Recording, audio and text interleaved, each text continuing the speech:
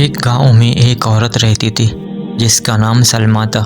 سلمیٰ بظاہر ایک خوبصورت، خوش اخلاق اور دنیاوی لحاظ سے کامیاب عورت تھی، لیکن اس کی فطرت میں غرور، خود غرضی اور دوسروں کے لیے ہنسی شامل تھی۔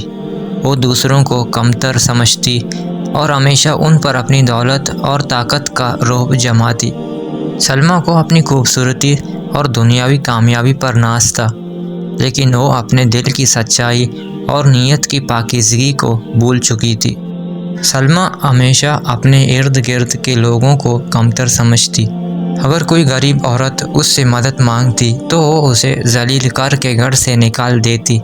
وہ اپنے ملازمین کے ساتھ سخت رویہ رکھتی اور جانوروں کو بھی بے رحمی سے مارتی۔ وہ ہمیشہ کہتی، یہ سب لوگ اور جانور میرے قدموں کے نیچے ہیں، میں جیسے چاہوں ان سے سلوک کروں۔ ایک دن سلمیٰ نے ایک بوڑھی عورت کو جو بھوک سے نڈال تھی، اپنے دروازے سے دھتکار دیا۔ اس بوڑھی عورت نے سلمیٰ کی طرف دیکھا اور کہا، بیٹی، اللہ سب کچھ دیکھتا ہے، اپنے غرور کو ختم کرو، ورنہ وقت تمہیں عبرت کا نشان بنا دے گا۔ سلمیٰ نے اس کی بات کو نظر انداز کیا، اسے سخت الفاظ کہہ کر وہاں سے ہٹا دیا۔ اسی رات سلمیٰ نے ایک عجیب خواب دیکھا۔ خواب میں ایک فرشتہ اس کے سامنے آیا اور کہا، تمہارے غرور اور بے حسی کی وجہ سے اللہ تمہیں ایک عبرت ناک سزا دے گا۔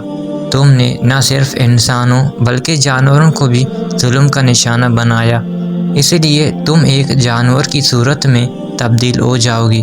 اگلے دن صبح جب سلمیٰ بیدار ہوئی تو اس نے خود کو آئینے میں دیکھا اور چیخ اٹھی۔ وہ اب ایک جانور کی شکل میں تبدیل ہو چکی تھی۔ اس کا خوبصورت چہرہ اب ایک بدصورت جانور کا چہرہ بن گیا تھا۔ لوگ اسے دیکھ کر ڈرنے لگے اور وہ گاؤں سے بھاگ کر جنگل میں چھپ گئی۔ جنگل میں رہتے ہوئے سلمیٰ کو اپنی غلطیوں کا احساس ہوا۔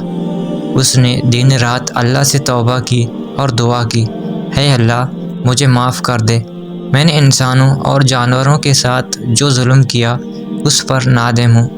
کئی مہینوں کی دعا اور توبہ کے بعد اللہ نے اس کی دعا قبول کی اور اسے انسان کی صورت میں واپس لوٹا دیا۔ سلمیٰ گاؤں واپس آئی، لیکن اب وہ بدل چکی تھی۔ وہ دوسروں کی مدد کرنے لگی، غریبوں کو کھانا کھلانے لگی اور جانوروں کے ساتھ شفقت کا سلوک کرنے لگی۔ یہ کہانی ہمیں سکھاتی ہے کہ غرور اور تکبر اللہ کو ناپسند ہے۔ دوسروں کے ساتھ ہمدردی اور شفقت کا سلوک کرنا ضروری ہے۔ ظلم کرنے والوں کو کبھی نہ کبھی اس کے اعمال کی سزا ضرور ملتی ہے۔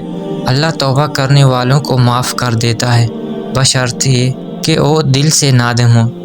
اللہ ہمیں دوسروں کے ساتھ ہمدردی اور اپنے اعمال کو درست کرنے کی توفیق عطا فرمائے۔ آمین۔